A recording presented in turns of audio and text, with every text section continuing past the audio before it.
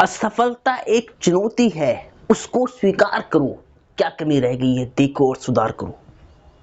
तो hello everyone, welcome back to my YouTube channel Rahul UPSC math. तो dear student, आज के लेक्चर में हम क्लास 12th इंटरमीडिएट यानी सेकंड ईयर का जो चैप्टर नंबर 7 चल रहा था, कैलकुलस कलन का जो चैप्टर 7 चल रहा था, इंटीग्रेशन, उसमें हमने प्रीवियस लेक्चर के अंतर्गत एक्सरसाइज 7.10 तक जितने भी क्वेश्चन विद एग्जांपल सभी मैंने आपको समझा लिए थे। बेसिकली आज के लेक्चर में हमें एक्सरसाइज 7.11 यानी 7.11 का जो बेसिक कंसेप्ट है उसके बारे में डिस्कशन करना है। बेसिकली हमें क्या करना है, जो एक्सरसाइज 7.11 का जो बेसिक कंसेप्ट है, बेसिक जानकारी है, उसके बारे में चर्चा करना है, डिस्कशन करना है। प्रीवियस लेक्चर में मैंने एक्सरसाइज 7.10 के सभी एग्जाम्पल, सभी क्वेश्चन आपको समझा लिए थे। आई होप आपको सभी क्वेश्चन समझ में आए होंगे। तो अब मैं लेक्चर को स्टार्ट कर रहा हूँ। आज का lecture most and very very important होने वाला है। ये लेक्चर आपको बिल्कुल ध्यान से देखना है, एकदम केयरफुली देखना है। जो एनडीए वाले बच्चे हैं, एनडीए नेशनल डिफेंस एकेडमी वाले हैं, उनमें तो ये जो क्वेश्चन है डेफिनेट इंटीग्रेशन की जो प्रॉपर्टी बेस्ड क्वेश्चन आते हैं, वो एक क्वेश्चन जरूर आता है वहाँ पर। इस तरह का क्वेश्चन इंटीग्रेशन से आपको मिलता है। आईआईटी दिल्ली हो गया, आईआईटी बम्बई हो गया, तो यहाँ पे जो बच्चे जाते हैं उनके लिए इंटीग्रेशन सीखना अति अनिवार्य है और बिल्कुल डीपली। तो डियर स्टूडेंट, आज के लेक्चर में मैं आपको इन सभी वैकेंसी, ये सभी प्रॉपर्टीज को ध्यान में रखते हुए आपको मैं समझाऊंगा, एक एक सवाल समझाऊंगा, बेसिक लेक्चर से समझाऊंगा, हिंदी और इंग्लिश दोनों में समझाऊंगा। मेरा जो समझाने का आधार रहता है वो बेसिकली हिंदी माध्यम टू इंग्लिश माध्यम रहता है। मैं दोनों माध्यम के बच्चों को समझाता हूं, तो इस बात का आपको मूल रूप से ध्यान रखना है। तो देयरफॉर हम क्वेश्चंस को स्टार्ट करते हैं। सबसे पहले बेसिक जानकारी, कंसेप्ट पे हमें फोकस करना है, ठीक है। बेसिक नॉलेज पे हमें फोकस करना है। जो एक्सरसाइज 7.11 का जो बेसिक आधार है, जो बेस है, उस बेस को पकड़ना है। पहला उसकी जड़ पकड़ो।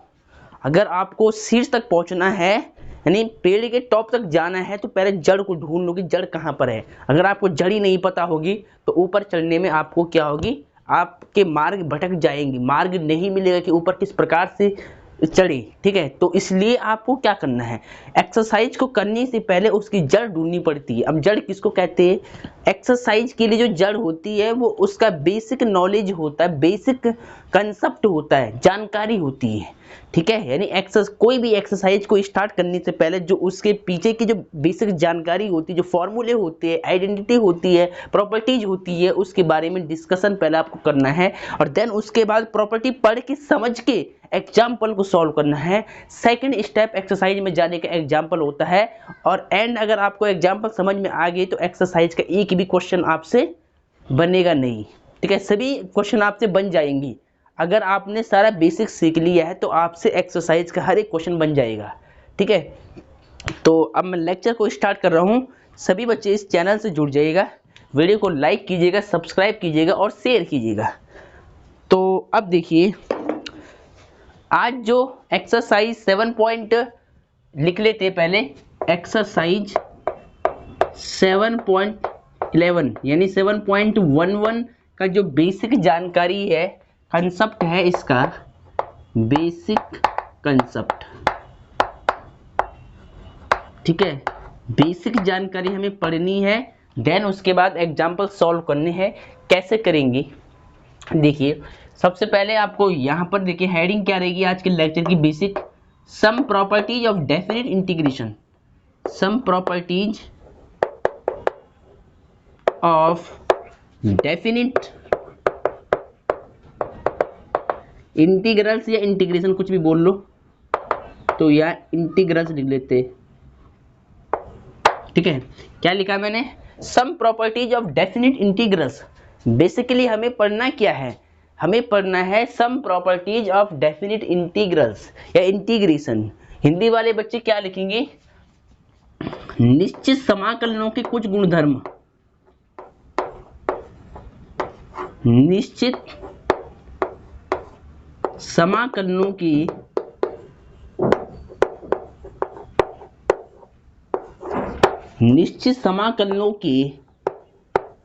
कुछ गुणधर्म, सम प्रॉपर्टीज, कुछ गुणधर्म, तो थोड़ा सही से लिख ले, कुछ गुणधर्म,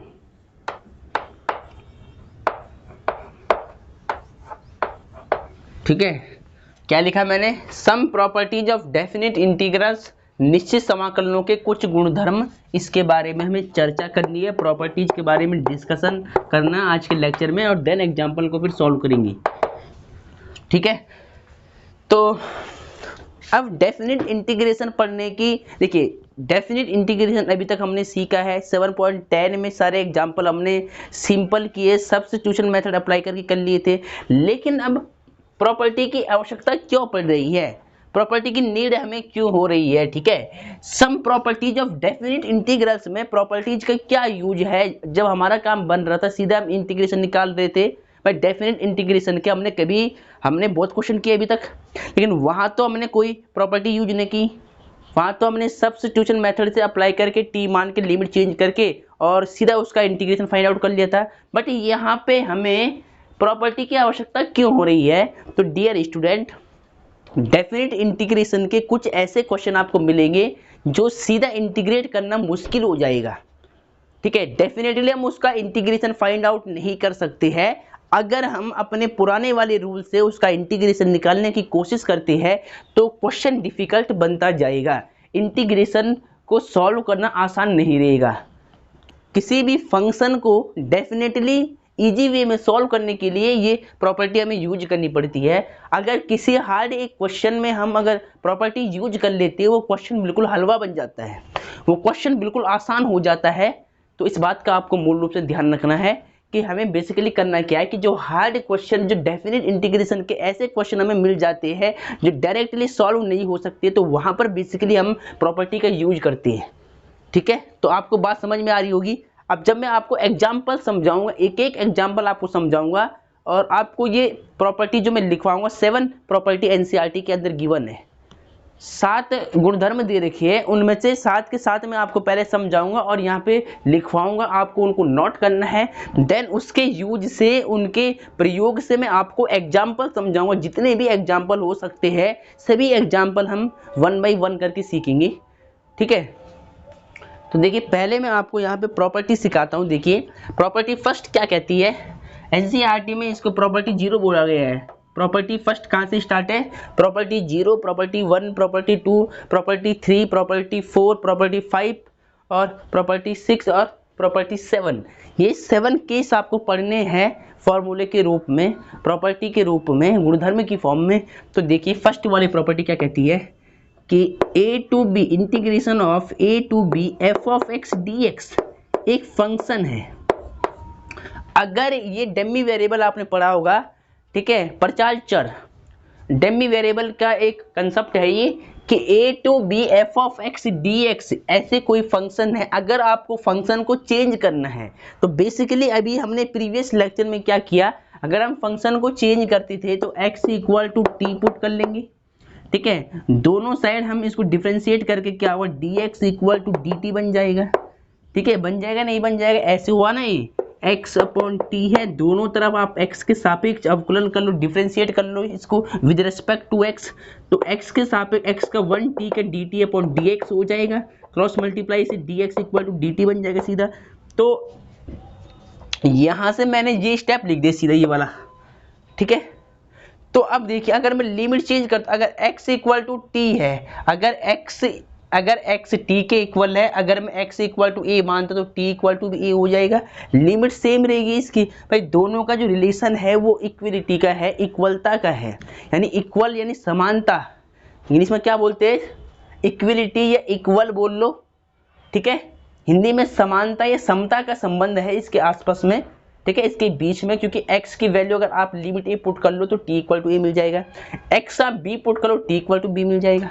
तो यानी क्या है, प्रॉपर्टी फर्स्ट आपको ध्यान क्या रखनी है, a to b f of x d x equal to क्या होगा, लिमिट तो सेम रहेगी, बस फंक्शन चेंज हो जाएगा, F of T D T. दोनों की जो इंटीग्रेशन का आंसर आएगा बिल्कुल सेम आएगा, दोनों का जो वैल्यू होगी वो इक्वल आएगी बिल्कुल, ठीक है। तो बात पकड़ रहे हो आप अच्छी तरह से, समझ में आ रहा होगा कि अगर फंक्शन चेंज कर दो तो इससे लिमिट पे कुछ इफेक्ट नहीं पड़ेगा, लिमिट भी सेम रहेगी, आंसर भी दोनों के इंटीग्रेशन का बिल्कुल इक्वल आएगा, ठीक है, तो चलो अब आगे देखिए, प्रॉपर्टी फर्स्ट आपको ध्यान रखनी है, प्रॉपर्टी फर्स्ट है ये आपके एनसीईआरटी में। उसके बाद देखिए प्रॉपर्टी 1, इसमें क्या होता है, a to b f of x d x, ऐसा कोई फंक्शन है आपके पास, ठीक है। इसमें क्या करना है, देखिए अगर आप लिमिट को अगर माइनस कॉमन लेते, देखिए अगर मैं मानता हूं कि a to b f of x d x का इंटीग्रेशन मुझे कैपिटल एफ ऑफ एक्स मिल जाता है, तो इसकी लिमिट मुझे पुट करनी पड़ेगी, ये ए टू बी के रफ काम है अभी ये फिलहाल, अभी ये आपको लिखना नहीं है, जो मैं इसके आगे लिख रहा हूँ अभी मैं इसको रफ में समझा रहा हूँ, ठीक है। अब देखिए लिमिट कैसे पुट करते हैं, बेसिकली पहले upper limit f b minus फिर लोअर लिमिट एफ ए, ठीक है। अगर मैं यहाँ से माइनस कॉमन निकाल लूँ, ठीक है, अगर मैं यहाँ से माइनस कॉमन निकाल लूँ तो क्या बन जाएगा, एफ ए प्लस बन जाएगा, ये कैपिटल एफ है, और एफ बी माइनस बन जाएगा। अब ये f a minus f b का मतलब क्या है, इसका मतलब है इंटीग्रेशन ए पहले आ रहा है तो मतलब अपर लिमिट ए हो जाएगी, बी बाद में लोअर लिमिट बी हो जाएगी, और f of x d x function हो जाएगा। बस ये यहाँ पर नेगेटिव साइन आपको देगा, ठीक है। तो इस कंसेप्ट से हम सीख सकते हैं कि a to b f of x d x की प्रॉपर्टी क्या कहती है, अगर लिमिट का इंटरचेंज कर देते हैं, अगर लिमिट को बदल देते हैं तो आंसर माइनस में आएगा, नेगेटिव फंक्शन हमें मिलेगा minus a to b f of x d x. देखिए पहले अपर लिमिट नीचे ए था, अब ऊपर ए जा रहा है, तो माइनस कॉमन लेने से ये इसकी वैल्यू ये वाला फंक्शन बन जाता है, प्रॉपर्टी ये बन जाती है। तो डायरेक्टली आपको क्या लिखना है, देखिए केवल समझाने की पर्पज से मैंने आपको बताया है, आपको प्रॉपर्टी याद रखनी है। प्रॉपर्टी 1 क्या, integration a to b f of x d x equal to, अगर लिमिट का इंटरचेंज कर लूँ ए ऊपर बी नीचे, तो अंतर क्या आएगा, माइनस का अंतर आएगा, माइनस डिफरेंस आएगा माइनस का, और f of x d x function as it is. Property second होगी आपकी, ठीक है। प्रॉपर्टी जो 1 2 है, अब इसके बाद देखिए 2 प्रॉपर्टी आपको कहाँ पे यूज करनी, बेसिकली जो प्रॉपर्टी नंबर 2 है ये मॉडुलस वाले केस में यूज करते हैं। मॉडुलस वाला केस आपने पढ़ा होगा फर्स्ट ईयर में, मॉडुलस यानी मापांक फलन। तो देखिए आपको पता है, पहले लिख लेते a to b f of x d x, अगर इसका इंटीग्रेशन हमें फाइंड आउट करना है, सबसे पहले हम क्या करेंगे, ए और बी में एक रियल वैल्यू, एक real number, any real number कुछ भी ले लो आप, रियल नंबर में सी मान लेता हूँ। सपोज देखिए मैं ए और बी में एक नंबर क्या ले रहा हूँ, ए और बी के बीच में एक नंबर मैंने सपोज सी है, मुझे इसका इंटीग्रेशन 2 पार्ट में निकालना है, ए टू बी का इंटीग्रेशन 2 पार्ट में निकालना है। सपोज ये हमारे पास फंक्शन का ग्राफ था, ऐसे ऐसे हमारे पास एक फंक्शन था x equal to a x equal to b limit पर, ठीक है। अगर मैं यहाँ एक पॉइंट मान लेता हूँ x इन a और b के बीच में x इक्वल टू सी मान लेता हूँ मैं, फंक्शन मेरे पास ये फंक्शन कर्व क्या था, f of x equal to, ठीक है, f ऑफ x मेरे पास ये फंक्शन है, कर्व क्या है मेरे पास, कर्व f ऑफ x है, फंक्शन के f ऑफ x है, इसकी यहाँ से यहाँ तक की limit x equal to b, x equal to a और x इक्वल टू b में एक मैंने real number x equal to c मान लिया। मुझे इस पूरे का एरिया निकालना है, तो मैं क्या करूँगा, पहले x इक्वल टू a से x इक्वल टू c तक निकालूंगा, फिर ऐड कर दूंगा, फिर x इक्वल टू c से b तक निकाल लूँगा, तो a से b का मैं इंटीग्रेशन फाइंड आउट कर दूंगा, यानी इस पूरे एरिया का एरिया में निकाल दूंगा, ठीक है। तो बेसिकली मैंने क्या किया है, a और b के बीच में एक रियल वैल्यू c मान लिया है, ठीक है। तो अब क्या होगा, देखिए सबसे पहले a से c निकालना पड़ेगा, इंटीग्रेशन a से c f of x dx plus, उसके बाद इंटीग्रेशन c से b f of x dx किया हमने, पहले ध्यान दीजिएगा, हमने a और b का इंटीग्रेशन ही निकाला है, बट हमने 2 पार्ट में निकाल दिया है। देखिए a से b निकाल लिया हम फाइनली, पहले हमने इनके बीच में एक रियल वैल्यू कंज्यूम कर लिया c, तो देन इसके बाद a से c f of x dx plus c से b f of x dx, इसका इंटीग्रेशन का ये, और ये जो प्रॉपर्टी है बेसिकली मॉड वाले केस में यूज होती है, मॉडुलस वाले फंक्शन में हम इसको यूज करते हैं, ठीक है। और यहाँ पर आपको क्या लिखना है, वेयर, जहाँ a, b and c, a b और c is any real number, any real number Hindi में क्या लिखना है, जहां ए बी और सी कोई वास्तविक संख्याएं हैं, ठीक है, एक वास्तविक नंबर है सारे ये, तो वास्तविक नंबर में सभी नंबर काउंट होते हैं, तो आपको पता है, तो इनमें से हमने एक रियल नंबर में से एक वैल्यू सी मान लिया है, और देन इसका जो प्रॉपर्टी है, प्रॉपर्टी 2 है एनसीईआरटी की, a to b f of x d x equal to a to c f of x d x plus c to b f of x d x के equal हो जाएगा। दो part में इसका हम integration इस प्रकार से फाइंड करेंगे, तो इसको आप नोट कर ले पहले। चलो, ये आपने लिख लिया होगा, ये हेडिंग आपको ऊपर लिख लेनी है, आई होप आपने ये हेडिंग भी नोट कर ली होगी। अब आगे देखिए, इसके बाद देखिए आपको क्या करना है, कंसेप्ट पे आपको फोकस करना है, प्रॉपर्टी का यूज करना मैं सिखाऊंगा। अभी आपको थोड़ा समझ में कम आ रहा होगा, जैसे ही इस पर सवाल होने लग जाएंगे तो आपको बेहतर तरीके से समझ में आएगा। देखिए, पहले प्रॉपर्टी नंबर हमने 2 कर लिया था, अब 3 करेंगे।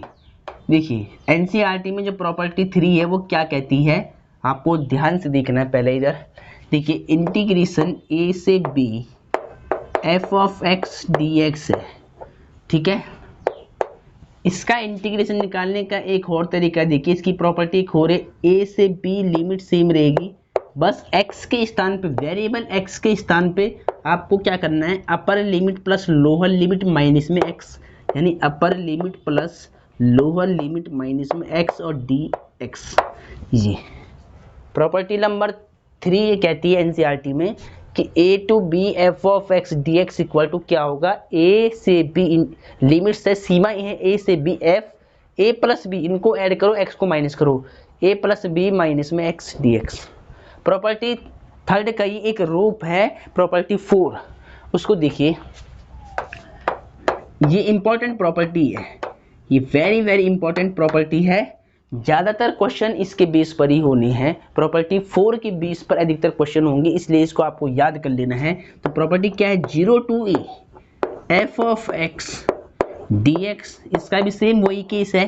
देखिए, 0 टू ए लिमिट वही रहेगी, ए माइनस में 0, देखिए यहाँ पर ऐड किया था तो a प्लस में 0, a प्लस 0 माइनस एक्स, तो a में जब 0 ऐड करोगे तो 0 या a आएगा a, ठीक है। जब a में 0 ऐड करते तो a मिलता है आपको, और a देखिए पहले तो आपको ये लिखना है same function f a minus में x dx ऐसे, ठीक है। क्या किया, जो प्रॉपर्टी यहाँ पर उसी का ये एक केस है, बस यहाँ 0 a है, अगर मैं इसको ऐसे लिख लूँ, यहाँ पर a प्लस 0, जैसे कि मैंने ये लिखा a प्लस b, इसमें ही ऐड किया, अगर इसमें ही ऐड कर लो फिर कुछ अंतर नहीं आएगा, माइनस में x, a में 0 ऐड करो, a आएगा a minus x d x, ऐसे बन जाएगा फंक्शन ही, ठीक है। तो आपको डेफिनेटली इसको याद रखना है कि 0 to a f of x d x क्या होगा, a माइनस एक्स, सीधे क्या करेंगे, a में से x माइनस करेंगे तो a minus x d x, ये आपकी एक प्रॉपर्टी बनेगी मोस्ट इंपॉर्टेंट वाली, जिसको कि आपको याद रखना है। क्वेश्चंस में डायरेक्टली मुझे अप्लाई करनी है ये वाली प्रॉपर्टी कि 0 to a f x d x equal to 0 to a f of a minus x d x होगा, ठीक है। चलो, प्रॉपर्टी नंबर 5 देखिए पहले आप, इसमें क्या कहता है, देखिए 0 to a f of x d x, ठीक है। प्रॉपर्टी 5 तो ना के बराबर यूज होनी है, लेकिन फिर भी आप ऑर्डर में लिख लो सभी इसको। देखिए 0 टू ए, यहाँ पर देखिए हाफ होगी प्रॉपर्टी, यहाँ 2a था तो यहाँ a, यानी इसका हाफ यहाँ लिखा जाता है, F of x d x plus में, यहाँ पे क्या करना है, यहाँ पर भी 0 टू ए लिमिट सेम वही आएगी, बस f 2a में से x माइनस करना है, यहाँ पर 2a माइनस में x और dx। प्रॉपर्टी नंबर 5 ये कहती है एनसीईआरटी की, इसको आपको सही से नोट कर लेना है। तो पहले सभी बच्चे इनको लिख रहे, फिर 2 और लिखनी है मोस्ट इंपॉर्टेंट वाली प्रॉपर्टी हमें, तो पहले आप इनको लिख ले बिल्कुल सही से, वीडियो को पॉज करके इसको लिख ले पहले सभी बच्चे। सभी बच्चों ने लिख लिया होगा। अब डियर स्टूडेंट, इसके बाद वाली जो प्रॉपर्टी 6 और 7 है, इसको भी आप देख लें एक बार, इसके बाद एग्जाम्पल आपको समझा लेंगे। देखिए ध्यान से, प्रॉपर्टी 6 को आपको पढ़ना है पहले। देखिए 6 प्रॉपर्टी क्या कहती है, प्रॉपर्टी 6 कि लिमिट 0 to 2a वाली प्रॉपर्टी, ये भी f of x dx, इसमें देखिए क्या होगा, ये जो हाफ होके लिमिट 2 मल्टीप्लाई में आ जाएगा, ठीक है, और ये लिमिट हाफ हो जाएगी a अपॉन a से 0 से a, ये लिमिट हाफ कर दी, यहाँ 2a तो यहाँ a आएगा, और ये ट्वाइस बन जाएगी लिमिट, ट्वाइस ऑफ a और 0, ये 0 सेम रख दिया, बस इसका हाफ यहाँ लिख दिया और यहाँ 2 से मल्टीप्लाई करा दिया इसको, ठीक है। f of x dx, इसकी एक शर्त है कि यदि अगर इफ, इंग्लिश में लिखना if f of 2a minus x की वैल्यू यदि f of x के बराबर आ रही है ना, वही सेम केस है, इवन और ऑड वाला केस है, सम और विषम वाला केस है, ठीक है। 0 to 2a fx dx equal to twice of 0 to a f of x dx, यदि if f of 2a minus x यदि fx के इक्वल आएगा, तो इसको हम ऐसे लिख सकते हैं, 0 to 2a fx dx वाली जो प्रॉपर्टी है, इसको इस रूप में लिखा जा सकता है यदि f 2a माइनस एक्स की वैल्यू f of x के बराबर आती है तब। प्रॉपर्टी 6, इसी का सेकंड केस है, देखिए प्रॉपर्टी 6 का फर्स्ट था ही, इसमें एक सेकंड केस हो रहा है कि ये लिमिट है, यदि 0 to 2a f of x dx function की वैल्यू हमें क्या मिलेगी, 0 मिलेगी। अब 0 कब मिलेगी, जब यदि f of 2a minus x minus of fx के बराबर आएगा तब, ठीक है। ये दोनों केस आपको प्रॉपर्टी 6 के याद रखने हैं कि हमें 0 to a fx dx कब मिलेगा, जब f 2a माइनस एक्स की वैल्यू fx के इक्वल आएगी, और जब 0 to 2a fx dx equal to 0 कब मिलेगा, यदि f of 2a minus x की वैल्यू माइनस fx के इक्वल आएगी, तब हम ऐसे इसको 0 लिख सकते हैं। ये वाली जो प्रॉपर्टी है ये ना के बराबर यूज होनी क्वेश्चन में, इसके क्वेश्चन ज़्यादा नहीं दे रखे हैं, लेकिन साइड बुक्स है एनसीईआरटी को छोड़ करके आर.एस. अग्रवाल है, आर.डी. शर्मा है, तो वहाँ पर ये यूज होगी, इसलिए मैंने लिखवा लिया है, ठीक है। चलो प्रॉपर्टी 7 इज मोस्ट इम्पॉर्टेंट है, ये प्रॉपर्टी 7 4 और जो फर्स्ट सेकंड से ये वाली इंपॉर्टेंट प्रॉपर्टी है, ये यूज होंगी यहाँ एक एक सवाल में, तो इनको याद कर ले सही से। देखिए प्रॉपर्टी 7 क्या कहती है कि यदि a से माइनस ए से plus a f of x dx है, लिमिट को आपको पहले गौर देना है, देखिए गौर से लिमिट को देखिए, माइनस ए प्लस सी, लिमिट सेम है लेकिन माइनस का डिफरेंस है, minus A plus f of x dx है, तो इस केस में देखिए क्या होगा, ये 2 मल्टीप्लाई में आएगा, ट्वाइस ऑफ हो जाएगा ये 0, देखिए इसको ऐड किया a में माइनस ए को ऐड कराओ, कितना आएगा, 0 आएगा, 0 नीचे लिख लो, ऊपर ए same f of x dx को आपको एज इट इज लिखना है, ठीक है। क्या किया, ऊपर a जो लिमिट होगी वो सेम रहेगी, बस ये लिमिट ट्वाइस हो जाएगी, इसके जो आंसर में जो वैल्यू आएगी ना, ये 2 गुना बन जाएगा, ट्वाइस ऑफ a, और इनको ऐड करा के प्लस a में माइनस से ऐड कर लो, कितना आएगा, 0 आएगा, 0 नीचे आ गया, f of x dx लिख दिया, ठीक है। लेकिन इसकी शर्त क्या है, इफ, यहाँ लिखना साइड में, आप नीचे इसके नीचे लिखना आप यहाँ पे, इफ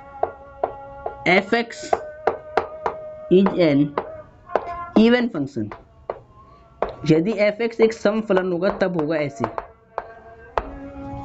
सम फलन हिंदी में क्या लिखना है कि यदि f of x एक सम फलन है, इवन का मतलब क्या है, सम फलन है, यदि f of x एक सम फलन है तो इनके हम क्या कह सकते हैं कि माइनस ए से plus a f of x dx equal to क्या होगा, twice of 0 to a f of x dx के इक्वल होगा। अब चेक कैसे करेंगे, बेसिकली अब सवाल ये उठता है कि चेक कैसे करें कि ये फंक्शन हमारे पास इवन आ रहा है ऑड आ रहा है, तो चेक करने का तरीका क्या है, देखिए चेक करने के लिए आपको क्या करना पड़ेगा, फंक्शन में x के स्थान पे माइनस एक्स पुटअप करना है, अगर f of minus x plus f of x के इक्वल आता है तो इस केस में जो फंक्शन होगा वो आपका इवन फंक्शन होगा, सम फलन होगा, ठीक है। चलो प्रॉपर्टी 7 का फर्स्ट केस था ये, इसका सेकंड भी आप देख लो, ये आपने नोट कर लिया होगा ऊपर का, आई होप आपने इसको नोट कर लिया होगा। चलो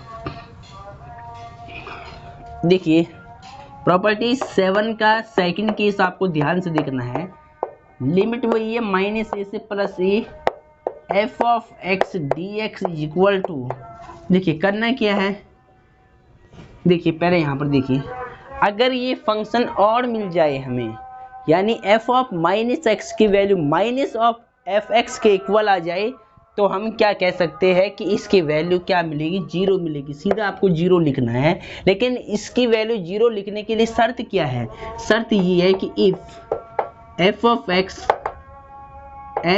x is an odd function, odd function मतलब क्या होता है, विषम फलन। क्या होता है, विषम फलन। यदि एफ एक्स एक विषम फलन है, हिंदी में भी लिख लेते हैं, यदि एफ ऑफ एक्स एक विषम फलन हो, विषम फलन हो, यदि एफ ऑफ एक्स एक विषम फलन हो तो इसके इंटीग्रेशन की जो वैल्यू आएगी वो जीरो आएगी। सीधे क्या आएगी, डायरेक्टली हम जीरो लिख लेंगे। अब चेक करने का तरीका ये है कि फंक्शन में x के प्लेस पर माइनस एक्स पुट कर लो, और इसकी वैल्यू यदि माइनस एफ ऑफ एक्स के इक्वल मिल जाती है, तो इस केस में क्या होता है, इस केस में क्या होता है, बेसिकली इस केस में जो फलन होता है वो विषम फलन होता है, ऑड फंक्शन होता है। इन केस में जो फंक्शन होगा वो कैसे होगा, विषम फलन हो जाएगा। तो बेसिकली आपको ये बातें समझ में आ रही होगी, तो ये सारा आपको नोट करना है। एक चार्ट बना दो, या तो मैथ की कॉपी के बीच में फेयर पेज में एक नोट बना दो, ऐसे करके एक चार्ट अपनी कॉपी के बीच में ही बना दो और वहीं पर इसको लिख लो सीधा। प्रॉपर्टी देखिए, डेफिनेट इंटीग्रेशन की एक्सरसाइज को स्टार्ट करने से पहले, 7.11 को स्टार्ट करने से पहले आपको ये सारे फॉर्मूले प्रॉपर्टी को एकदम नोट्स की फॉर्म में बेहतर तरीके से लिख देना है, बेहतर ढंग से आपको लिखना है इसको। अब इसके बाद देखिए एग्जाम्पल में जब यूज होंगे तो आपको ये समझ भी आएंगी कि बेसिकली हमें प्रॉपर्टी कैसे यूज करनी है। तो एग्जाम्पल के थ्रू मैं आपको समझाता हूँ। अब तो लेक्चर को ध्यान से देखिए, आप इसको पहले नोट कर ले। एक बात हमेशा ध्यान रखना कि मिलते नहीं सहज की मोती गहरे पानी में, बढ़ता दुगना उत्साह उसी हैरानी में। मिलते नहीं सहज की मोती गहरे पानी में, बढ़ता दुगना उत्साह उसी हैरानी में।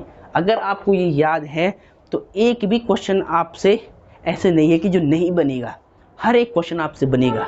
प्रॉपर्टी को पहले याद करें, माइंड में सेट रखें, माइंड सेट रखें। प्रॉपर्टी आप जैसे सोचो ना, प्रॉपर्टी का जो मेल है, सम्मेलन है, वो आपके दिमाग में ऐसे घूमना चाहिए, ताकि अगर हम देखें हाँ ये one property, second property, third property, मतलब ऐसे प्रॉपर्टी आनी चाहिए जैसे कि अगर कंप्यूटर में कोई फाइल हम खोलते हैं तो प्रोसेसिंग चलने के बाद फाइल एकदम खुल जाती है, वैसे ही अगर हम सोचे प्रॉपर्टी, थोड़ी देर हम सोचे एकदम याद आ जाए। तो ऐसे आपको इनको याद कर लेना है। प्रॉपर्टी अगर याद है तो डेफिनेट इंटीग्रेशन की एक्सरसाइज 7.11 को आप फायर कर लोगे। ठीक है, एक्सरसाइज कुछ नहीं है, मेरे साथ लेक्चर में बने रहिए। एक एक क्वेश्चन में आपको ऐसे समझाऊंगा कि आपकी 7 पीढ़ियाँ भी ऐसे इंटीग्रेशन भूल नहीं पाएगी। ठीक है, इंटीग्रेशन का एक एक क्वेश्चन भूल नहीं पाएगी। मैं पहले आपको बेसिक लेवल से उठाऊंगा। मैं जस्ट क्वेश्चन को उठाने का तरीका क्या है कि एक एक स्टेप में आपको समझाऊंगा। जैसे ही अगर आपको समझ में आने लग जाएगा तो स्टेप को मैं छोड़ता जाऊंगा और इसको एक डेफिनेटली सिंगल, मतलब तुरंत जैसे हम आंसर निकालते हैं ना, अब जेई वाले बच्चे क्या करते हैं, वहाँ पर हमें सॉल्व नहीं करना पड़ता है, वहाँ मल्टीपल चॉइस क्वेश्चन आती है तो सीधा उसे माइंड में आपको कैलकुलेट करके आंसर पे टिक मारना पड़ता है। तो इसके लिए आपकी जो कैलकुलेशन है वो फास्ट होनी चाहिए, और कैलकुलेशन फास्ट होने के लिए जितने फॉर्मूले हैं, जितने कंसेप्ट है, अगर वो पक्के हैं तो पेन उठाने की आपको ज़रूरत नहीं पड़ेगी। ठीक है, माइंड से ही आप बता दोगे कि इसका आंसर बेसिकली क्या आएगा। ठीक है, माइंड से ही एकदम आंसर आप निकाल लोगे।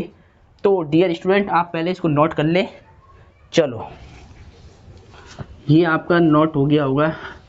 अब मैं एग्जाम्पल उठाता हूँ एक एक। ठीक है, चलो, लेक्चर में बातें बहुत हो गई है तो अब हमें काम भी ज़्यादा करना पड़ेगा।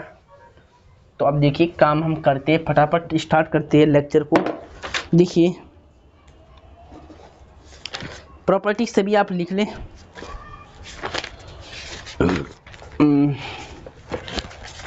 एक्सरसाइज देखिए, सबसे पहले एग्जाम्पल देखिए आप, उदाहरण 31। हिंदी वाले क्या बोलेंगे, उदाहरण 31।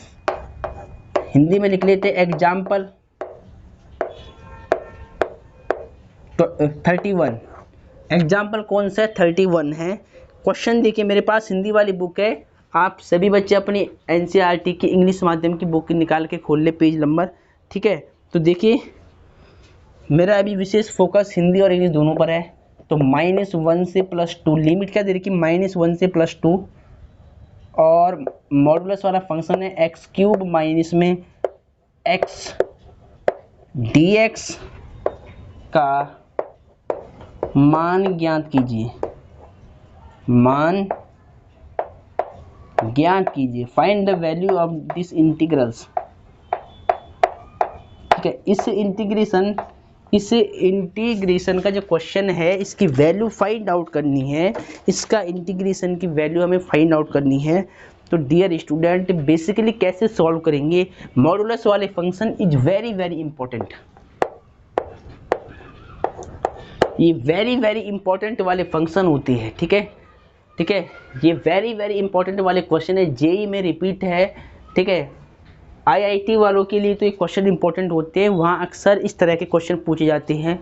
बोर्ड एग्जाम में तो आप पास हो ही जाओगे, लेकिन अगर आप नीट की तैयारी करते हो, जेई की तैयारी करते हो, तो वहाँ पर इस तरह के क्वेश्चन मिलने की संभावना 100% रहती है। कंसेप्ट आपके एनसीईआरटी से ही खुलेंगे, एनसीईआरटी का जितना सिलेबस है पहले इसको एकदम सही से आप पढ़ लो, और उसके बाद देन आपको दूसरी बुक की तैयारी करनी है, आर.एस. अग्रवाल, आर.डी. शर्मा, ठीक है। तो इससे पहले आपको कंसेप्ट को डेवलप करना है एनसीईआरटी की, ठीक है। तो देखिए मॉडुलस वाले फंक्शन के केस में कैसे इसका इंटीग्रेशन हम फाइंड आउट करेंगे वो आपको समझना है पहले, ठीक है।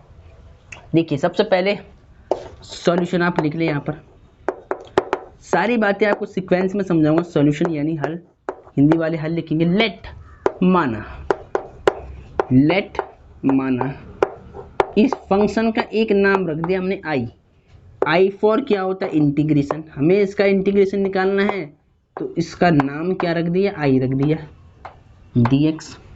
अब कैसे निकालेंगे, बेसिकली देखिए ध्यान से, मॉडुलस वाले जितने भी क्वेश्चन आएंगे सारे क्वेश्चन आपको इसी प्रकार करना है। एक क्वेश्चन मॉड वाला आप ध्यान से देख लो, सभी क्वेश्चन आपसे बन जाएंगे, इसी प्रकार आपको सब में करना है।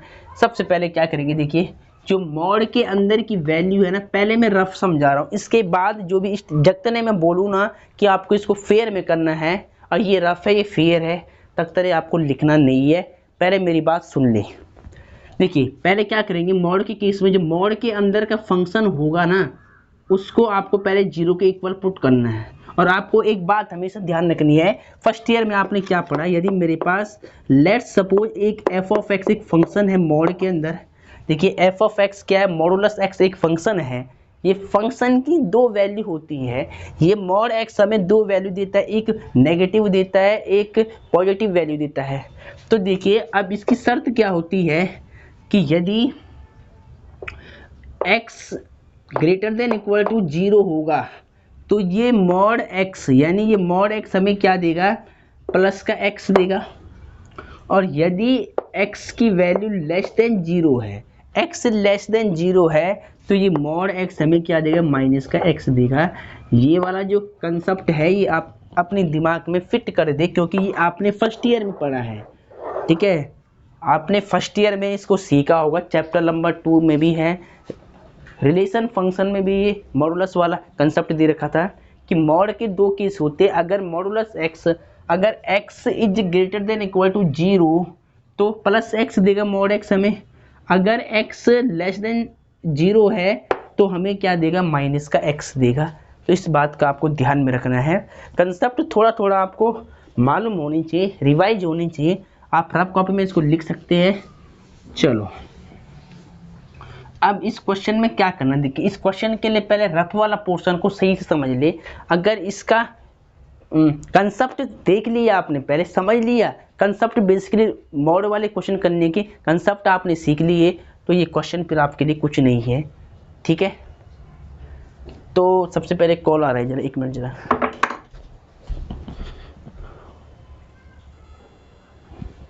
अब देखिए ध्यान से, ठीक है। तो मॉड वाला फंक्शन जब भी मिलेगा, इसको सॉल्व करने का तरीका क्या है, देखिए पहले आप, सबसे पहले x³ माइनस x है, मॉड के अंदर जो वैल्यू दे रखी होगी इसको 0 के इक्वल मान लो, x³ माइनस x बराबर 0 मान लो। ये रफ वर्क है, इतना जितना मैं साइड में कर रहा हूँ ना, ये रफ कार्य है, ये आपको रफ में करना है। और चाहे तो आप इसको फेयर में साइड में दिखा सकते हैं, इसमें कोई दिक्कत नहीं है। क्या करना है, इसको थोड़ा फैक्टराइज कर लो। देखिए एक्स की छोटी पावर कॉमन निकाल रहा हूँ मैं, एक्स यहाँ से कॉमन निकाल रहा हूँ, तो एक्स स्क्वायर माइनस में 1 इक्वल टू 0 हो जाएगा। यहाँ पर देखिए एक्स स्क्वायर माइनस 1 है, इसको और फैक्टराइज कर सकते हैं, इसको लिख लो 1 को 1 का स्क्वायर, तो ए स्क्वायर माइनस बी स्क्वायर यानी ए प्लस बी, ए माइनस बी ऐसे बन जाएगा इक्वल टू 0। तो बेसिकली यहाँ से अगर मैं 0 के इक्वल इसको इक्वेट करता हूँ, यहाँ से अगर x की वैल्यू फाइंड आउट करता हूँ तो एक बार क्या मिलेगा, x equal to 0, x equal to +1 उधर जाएगा -1 और -1 उधर जाएगा तो +1 मिल जाएगा। अब इसको हम कैसे लिख सकते हैं, कंबाइन करके x इक्वल टू 0, -1 एंड +1। ये तीन वैल्यू हमने पहले रफ में निकाल देनी है। मॉड के अंदर का जो फंक्शन है उसको रफ में लिख दिया, फैक्टराइज कर ले, यहाँ से x की वैल्यू फाइंड आउट कर दी है।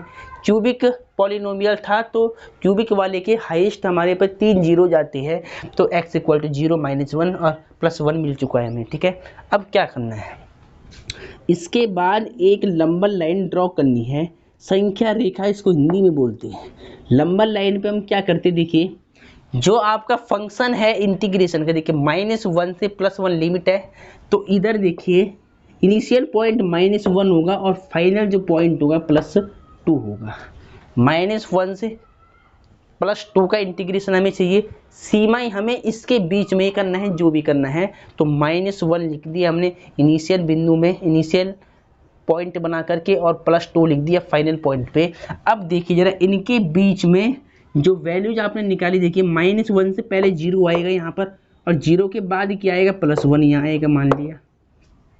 तो अब ये इंटरवल बन गया आपके, देखिए एक इंटरवल ये बन गया और एक इंटरवल ये बन गया, एक इंटरवल ये बन गया, 3 इंटरवल आपने बना दिए। इन 3 इंटरवल पे आपको मॉड की वैल्यू चेक करनी है कि मॉडुलस की x³ - x हमें क्या देगा, प्लस यहाँ पर इस अंतराल में प्लस देगा, इसमें माइनस देगा, प्लस देगा, क्या देगा वो हमें चेक करना है। कैसे चेक करेंगे, देखिए रफ में सबसे पहले क्या लिखना है, जब अंतराल -1 बंद अंतराल है, ठीक है, -1 से +0 के बीच में, इनके बीच में देख लो, इनके बीच की आप यहाँ पर कुछ भी वैल्यू पुट कर दो, कहाँ पर, इस मॉड वाले फंक्शन के अंदर। ठीक है, तो मैंने क्या कर दिया, मॉड वाला फंक्शन यहाँ लिख दिया, x³ माइनस में x है, यहाँ पर आप चाहो तो कुछ भी वैल्यू यहाँ पर रख लो। देखिए x³ इनके बीच की -1 से 0 के बीच की कुछ भी वैल्यू रख दो। देखिए -1 और 0 के बीच में एक तो यहाँ पर 1/2 आएगा, माइनस का हाफ आएगा, इसके बीच में +1/2 रख दो आप, और इसके बीच में आप रख दो 3/2 रख दो आप। ठीक है भाई, 1 और 2 के बीच में क्या मिलता है, 1.5 मिलता है, 1.5। 1.5 को हम क्या लिख सकते हैं, 3/2 लिख सकते हैं। 0 से 1 के बीच में एक नंबर मैंने लिया 1/2, और -1 से लेकर 0 के बीच में मैंने -1/2 ले लिया। अब चेक कर दो, यहाँ रख के देखिए, हमें केवल साइन चेक करना है। तो देखिए पहले मैं -1/2 रख लेता हूँ यहाँ पर, क्यूब माइनस में 1/2, इसके आगे रख लो यहाँ पर -1/2 का क्यूब माइनस में 1/2 रख दिया मैंने ऐसे। ठीक है, देखिए -1 का क्यूब 1, 2 का क्यूब कितना होगा 8, माइनस प्लस 1/2। देखिए इसका एलसीएम सेम करने के लिए, डिनोमिनेटर सेम करने के लिए मैं 4 से मल्टीप्लाई कर सकता हूँ यहाँ पे, तो कितना होगा -8, 4 1 जब 4/8। देखिए दोनों का डिनोमिनेटर सेम हो गया, तो ऊपर वाला माइनस होगा, तो 4 में से 1 जाएगा, प्लस का 3 मिल रहा है। देखिए 4 में से 1 माइनस करना, प्लस का 3/8 आ रहा है, प्लस का 3/8 आ रहा है, यानी साइन क्या आ रहा है, पॉजिटिव आ रहा है। तो इसका मतलब क्या है, इस अंतराल में जो ये फंक्शन आएगा पॉजिटिव मिलेगा आपको। क्या मिलेगा, इस -1 से 0 में जो ये फलन आपको मान देगा पॉजिटिव देगा, प्लस वाला फंक्शन देगा। तो यानी अब आप यहाँ पर क्या लिख सकते हैं, देखिए आप लिख सकते हैं कि ये रफ है, फिलहाल ये सब रफ है। अगर आपको सीक्वेंस में इसको फेयर में दिखाना तो आप ये लिख सकते हैं, जब अंतराल जब अंतराल -1 से 0 के बीच में, आपको पता है, आपने चेक कर लिया इस -1 और 0 के बीच की कोई भी वैल्यू, कोई भी रियल वैल्यू आपने पुट करके देखी यहाँ पर, तो आपको क्या मिल रही है? पॉजिटिव वैल्यू मिल रही है। अगर प्लस वाली वैल्यू मिल रही, धनात्मक मान मिल रहा है, तो आप कह सकते हैं कि जो x³ - x मॉड वाला फंक्शन है, ये ग्रेटर देन इक्वल टू 0 से मिल रहा है, बड़ा मिल रहा है भाई। x की जो, इसको सॉल्व करके इसकी वैल्यू हमें 0 से बड़ी मिल रही है, पॉजिटिव मिल रही है। इसका मतलब ये है कि जो मॉड हमें देयरफॉर मॉड x³ - x हमें क्या देगा? हमें प्लस का x³ - x देगा। ठीक है, अगर इसमें हमने इस अंतराल की एक वैल्यू पुट करके देखी, प्लस मिल रही है, पॉजिटिव मिल रही है इस अंतराल के बीच में, तो मतलब ये मॉड x³ हमें x क्या देगा? प्लस का x³ - x देगा इस वाले अंतराल के बीच में। ठीक है, तो बात समझ में आ रही है? तो अब देखिए, सेकंड के लिए चेक करना है आपको। सेकंड के लिए कैसे चेक करना है, देखिए, फिर वही चीज़ x³ - x था, मॉड के अंदर फंक्शन ये था, इसमें आप इस 0 और 1 अंतराल क्या है, 0 और 1 के बीच की कोई वैल्यू पुट कर लो। 1/2 पुट कर रहा हूँ मैं यहाँ पर, कुछ भी पुट कर सकते हैं। देखिए 1/2 का क्यूब 1/2, 1 का क्यूब 1, 2 का क्यूब 8 माइनस 1/2, दोनों का डिनोमिनेटर सेम करने के लिए 4 से मल्टीप्लाई करा दूँ मैं यहाँ पर, तो कितना होगा? 1/8 माइनस में 4, 4 2 जा 8। देखिए डिनोमिनेटर दोनों का सेम हो गया, 4 में से 1 माइनस करना है, देखिए बीच में माइनस है ना, 4 में से 1 माइनस कर लो, माइनस का 3/8 आएगा। अब साइन देखो इसका नेगेटिव आ रहा है, तो इसका मतलब ये है, इट मीन्स डैट कि 0 से 1 के बीच में ये मॉडुलस हमें क्या वैल्यू देगा? नेगेटिव वैल्यू देगा। आप लिख सकते हैं कि जब अंतराल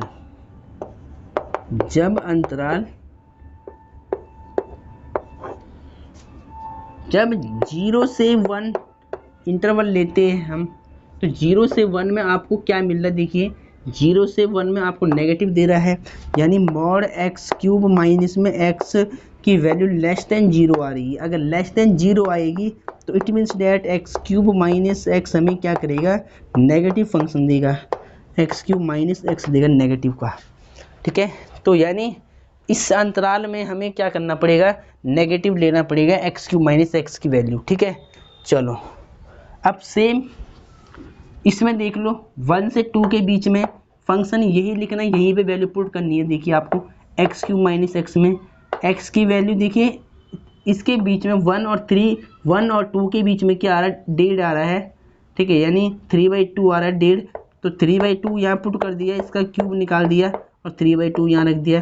3 का क्यूब कितना होगा? 27/2 का क्यूब 8 माइनस में 3/2, दोनों का डिनोमिनेटर सेम करने के लिए यहाँ मैं 4 से मल्टीप्लाई कर रहा हूँ, तो कितना आएगा? 27/8 माइनस 3 4 जा 12, 2 4 जा 8, 27। देखिए डिनोमिनेटर दोनों का सेम आ रहा है, तो न्यूमरेटर माइनस होगा। 27 में 12 माइनस करो तो क्या आएगा?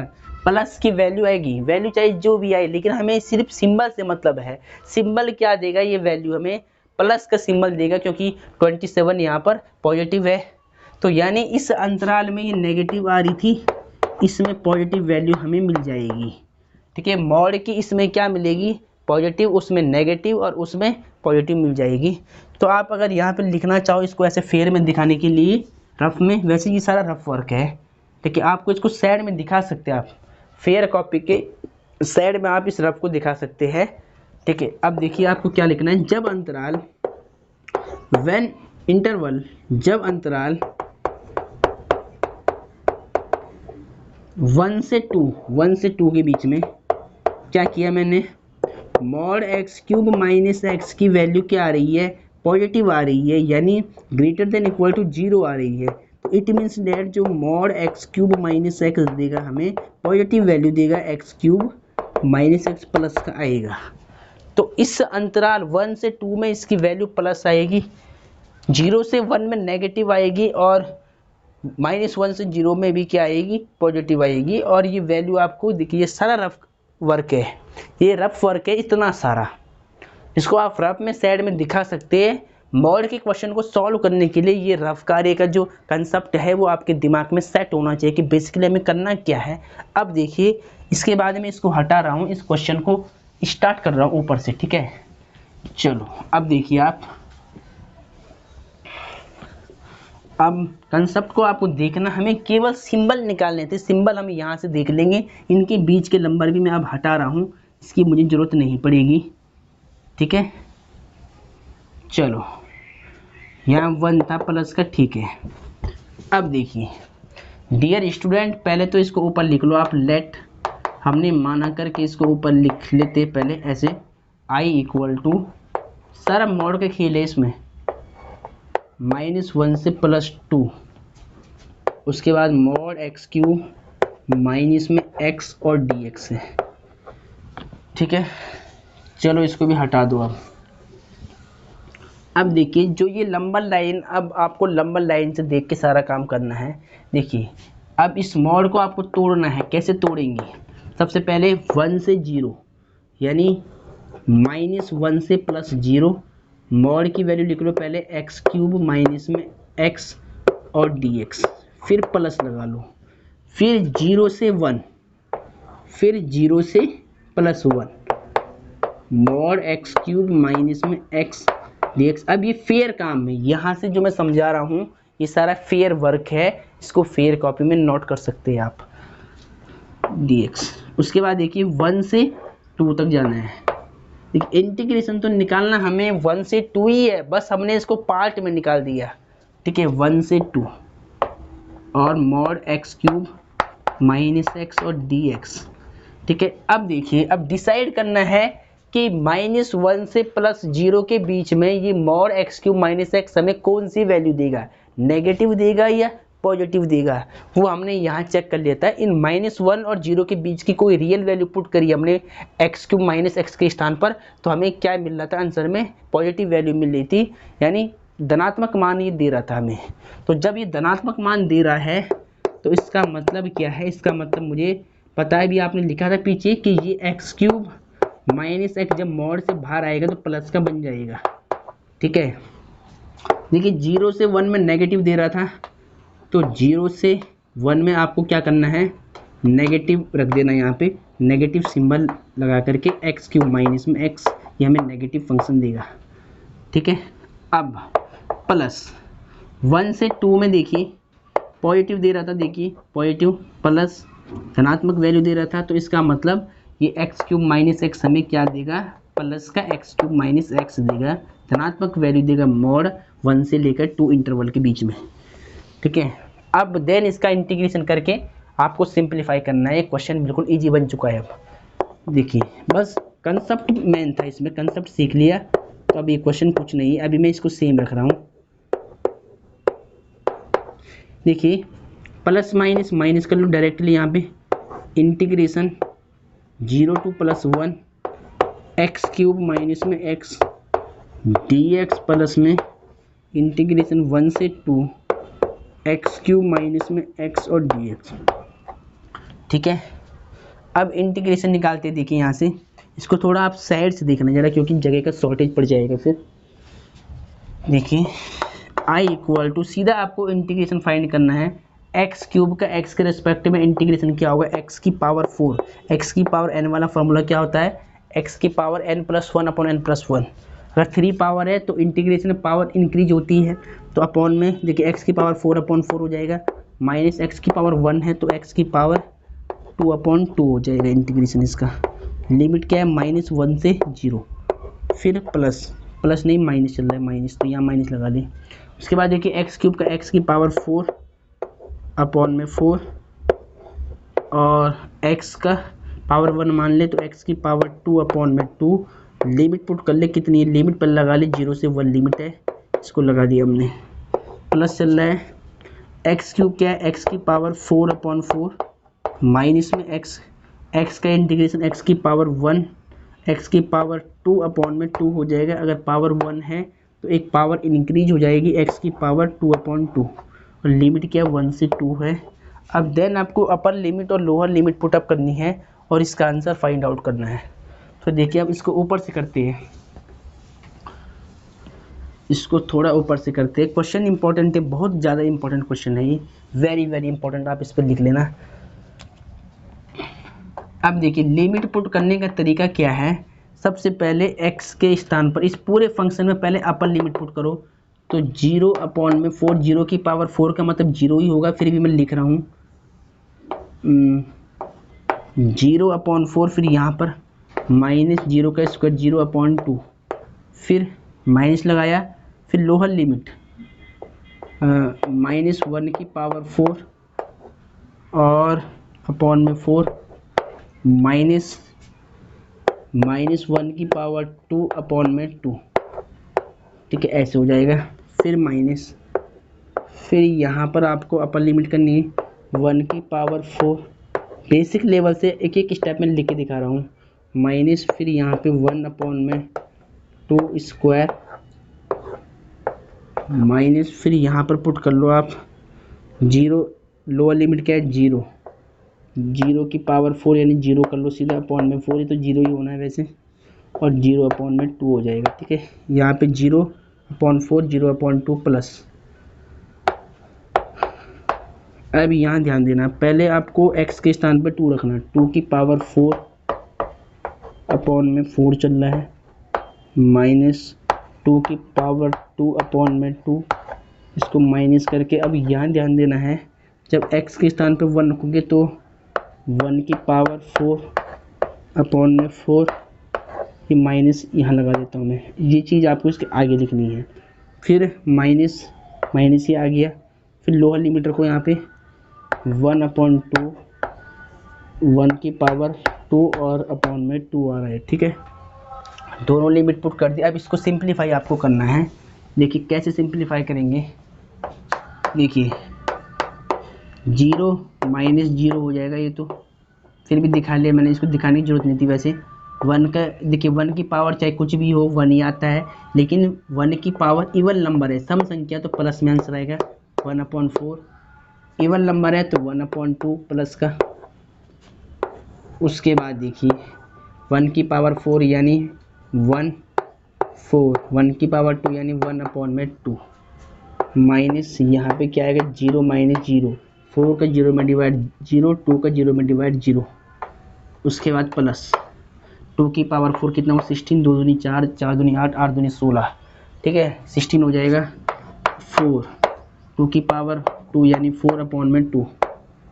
इसके बाद यहाँ देखिए ध्यान से 1/4, 1 का स्क्वायर 1 और 2 सेम। अब इसको आपको सॉल्व करना है।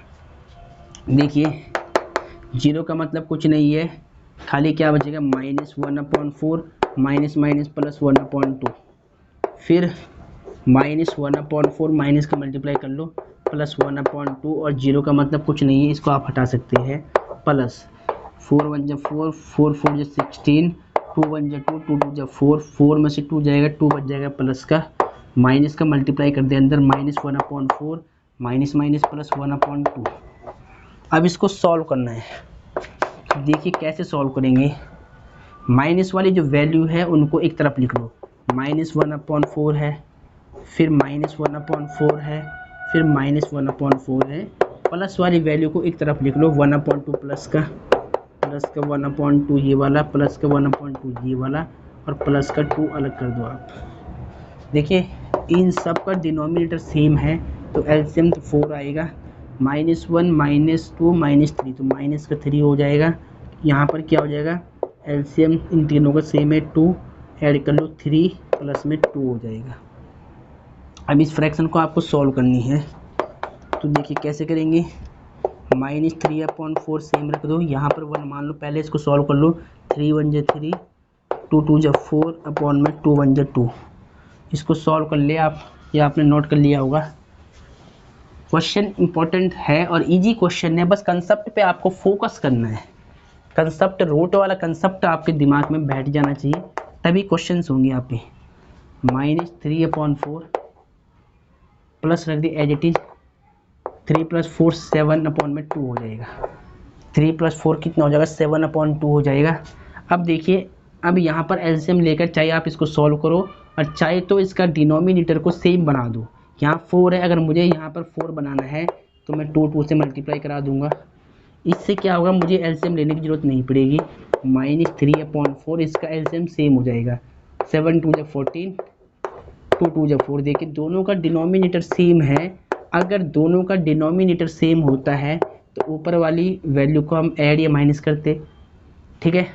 तो प्लस माइनस माइनस, 3 में से 14 जाएगा, यानी 14 में से 3 माइनस करना है तो प्लस का 11 बच जाएगा 11, ठीक है। 11 और 4 कितना होता है, 14 होता है, ठीक है। तो 11/4 आपका आंसर आ चुका है।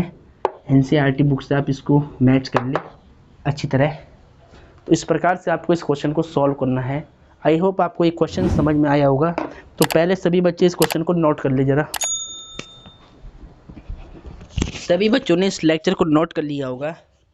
तो आज के लेक्चर को बेसिकली हम यहीं पर समाप्त करते हैं, क्योंकि इसमें ये लेक्चर 1 घंटा का लगभग होने वाला है। इसमें आपने प्रॉपर्टी सीखी है और एक क्वेश्चन को सॉल्व किया मॉडुलस वाला।